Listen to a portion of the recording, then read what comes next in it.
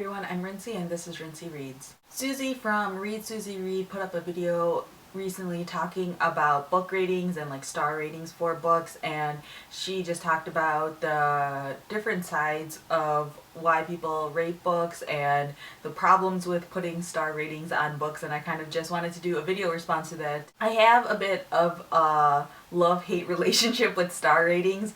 Ever since I was like in high school and started reading and really paying attention to movie reviews and things like that, whenever I would see star ratings, I always just had a problem with them because it's so hard to assign a star rating to a book or a movie or anything like that. Star ratings kind of give an incomplete analysis of whatever you're reviewing. Susie brings up the fact that star ratings mean different things to different people. So a 4-star book to me might be a 3-star or a 5-star to someone else, and what is the value of a star? It's kind of a complicated thing. Everyone sort of has their own reasoning for giving books certain stars, and there's a lot of people out there who give 5-star ratings out quite a lot, and I'm someone who never gives out 5 stars, or I very rarely give out 5 stars because I never really see any book as being really perfect, so to speak, because that's kind of what I see 5 stars as being, is like a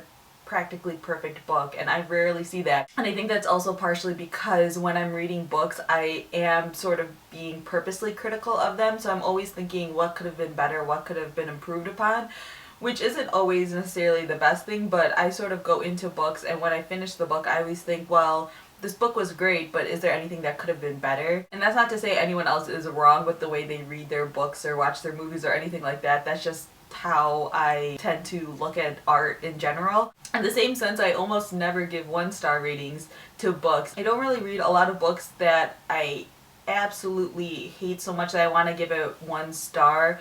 I tend to know at this point in my life what I like and what I'm not gonna like, and usually if there's a book that I would give 1 star to, a lot of the times I don't even finish the book. The vast majority of the books that I read end up falling into the 3-star category because most books I like but I don't love, and so I feel like 3 stars sort of perfectly captures that. Like, it's average, it's nothing over the top amazing that makes me want to read it over and over again, but I also didn't hate the experience, so I feel like 3 stars perfectly encapsulates that. And then 2 stars are sort of the books that I didn't like, and then 4 stars are the books that I really love. But then there's this whole idea of judging books of different genres in the same way. For example, I love The Snowman and I gave it 4 stars on Goodreads, but I also really love Pride and Prejudice and I gave it 4 stars on Goodreads. If you just looked at my list and saw that I put both of those books in the 4-star category, you would think they are of similar caliber, and I wouldn't necessarily say that. I feel like you just have to know what you're supposed to get out of each book, and did the book do that well?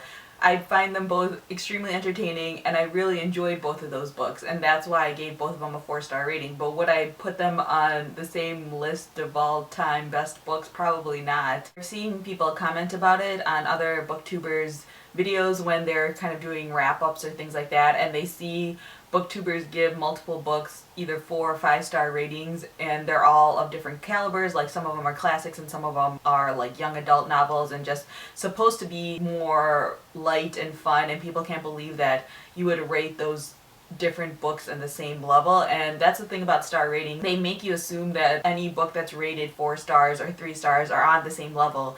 That's not really how I look at star ratings. I just look at each book individually and I'm just like, what was this book trying to accomplish, and did it accomplish that? And in the end, how much did I enjoy this book? And I know sometimes people rate classics a little bit higher because they are classics and they're usually harder and might not be quite as enjoyable in the terms of readability, but they do have a certain depth and quality to them that require a different sort of rating system, which again brings about the problem of star ratings and how superficial they are. I've debated before about whether or not to put star ratings in my videos because I have this problem with them, but I feel like because I rate them on Goodreads, I might as well say it. But if you notice in my videos, I kind of glaze over them. Like, I say it really quick and then I move past it. But at the same time, I feel like, again, I'm really critical in my reviews of books. Giving a star rating kind of helps support the fact that just because I'm critical doesn't mean that I didn't enjoy a book. I feel like there have been a couple of book reviews that I put up where I point out the negatives in the book, but in the end I'm like, I gave it a 4 out of 5 stars. So yeah, that's my thoughts on star rating. Feel free to leave some comments talking about how you feel about star ratings, how do you rate books, or do a video response to Susie's video. I would love to see what other people, especially booktubers, think about star ratings and how they rate books. So yeah, that's all I have for now, and thanks for watching.